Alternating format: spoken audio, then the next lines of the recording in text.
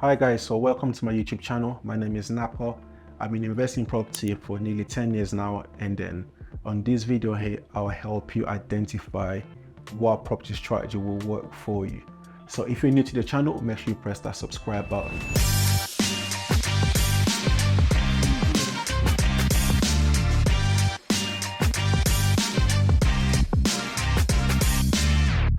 Investing in property is a beautiful thing, as you guys could be aware of, is one of the ways that you can make money and also build wealth. But you need to understand in between, once you're coming to invest in property, what you're coming in for. Because there are various different strategies to get into. The worst thing someone can do, come in and try and do everything and anything within property. You just become a master of nothing. So you need to identify, okay, what are you looking for? Are you looking for cash flow? Are you looking for capital growth? What is it that you're looking for? Are you looking for quick pot of cash? So let's say, for example, if you're coming in, you don't have a lot of money to start up with, you've got minimal income, or you don't like your job, or you've got a job that you like, but you just want additional income coming in so you can either travel more for whatever reason it may be. So for something like this, you may want to start looking into like rent to service accommodation, rent to an HMO, or dual sourcing. Because those type of strategies, it does not require a lot of money to start off with. You can invest about 5 to 7, 10K, depends where you are in the country. And then additionally, you can also invest as next to nothing. It just depends on how good you are to negotiate deals. In some instances where I came across where I took some rent to rent deals, I put none of my own money in. I mean, literally zero. I came across a property, was fully furnished. I negotiated a grace period, and within that grace period, I end up tenanting the property, using the money that I got from the tenants to pay the landlord, and then I start making money every single month.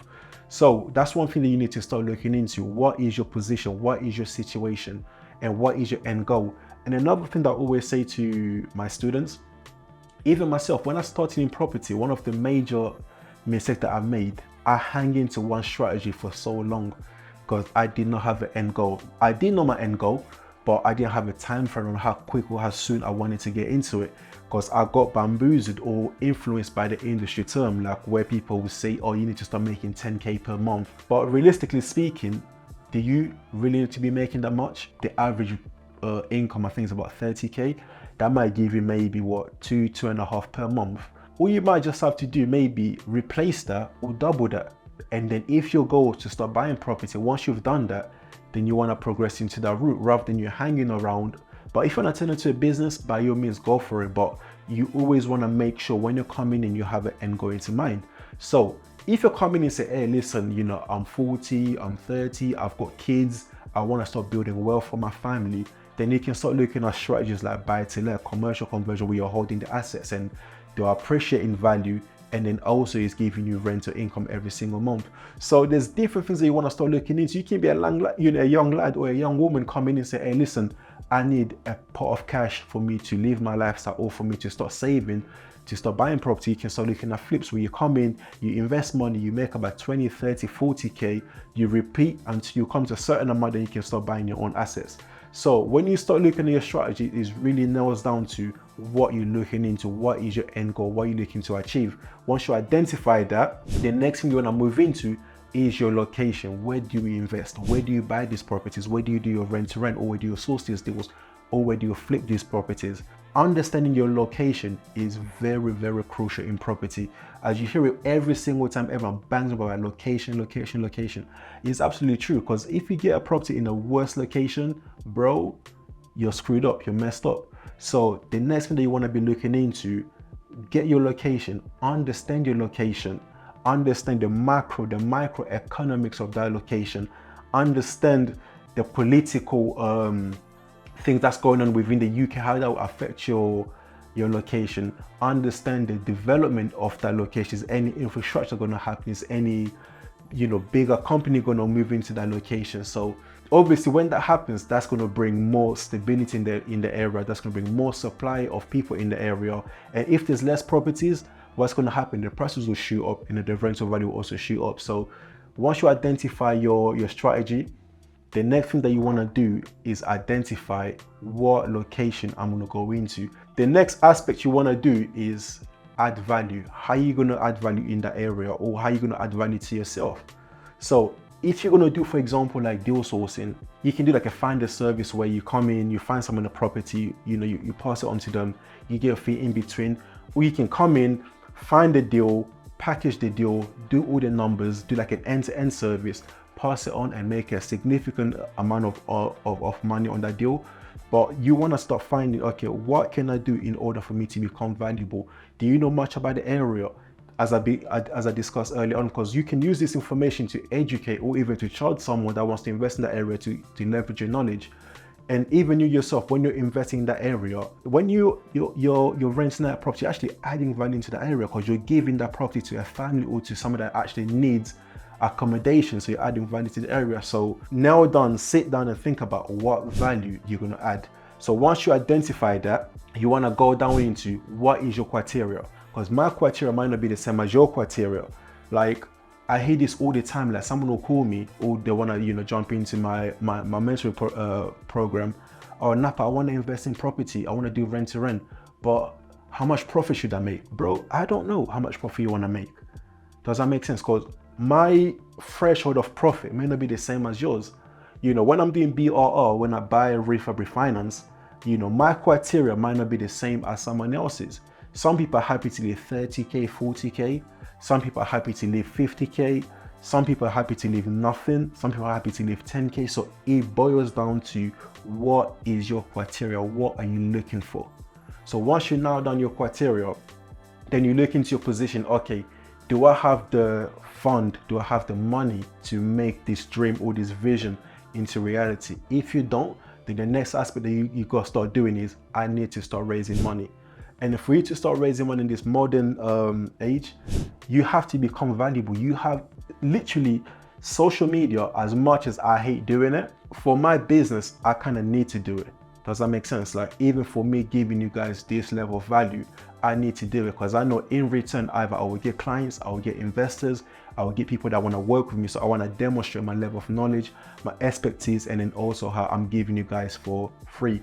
So you need to sit down and think, okay, what do you need to do in order for you to attract money? And one of the ways that to attract money is you have to become valuable. Either you know about the area, you know about the deal, you know how to analyze it. So when someone is giving you money, they feel very confident investing in you. So for example, like, I'll get people say to me, okay, Napo, I've got this much money, what can we do with it? Because they've seen my activity, they've seen that, I've done multiple deals, I help a lot of people, I've written books, so they know he's a safe bet, he's a safe, investment if I put my money into him. So look at yourself, would you borrow money to yourself to invest? If not, why not? And that's the thing that you need to start looking into. Once you build your skills, or you put yourself out there to start raising funds, you start looking for deals to grow your portfolio, because now you've got your strategy, you know your area, you know the level of value that you can add either to yourself or to people, within your location, or your investors, whoever you're working with. And then now you've got the fund to actually put into these deals. So the next thing that you need to do is take action, start looking for deals, right? One of the biggest misconception that I've seen in this industry is that go out there and view properties.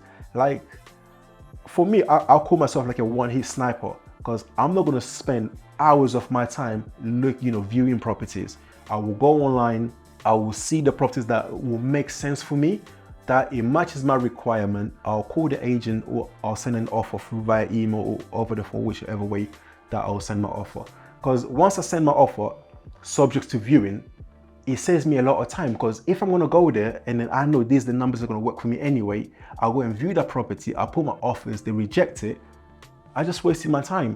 But if I put the offer, they reject it, I negotiate, they still reject it, or I put my offer, they accept it, then I can go and view this property subject to viewing, and then I can do my due diligence. If I need to re-amend or renegotiate, I will do so. If not, I'll move on to another deal, will make it work, because I've done my figures.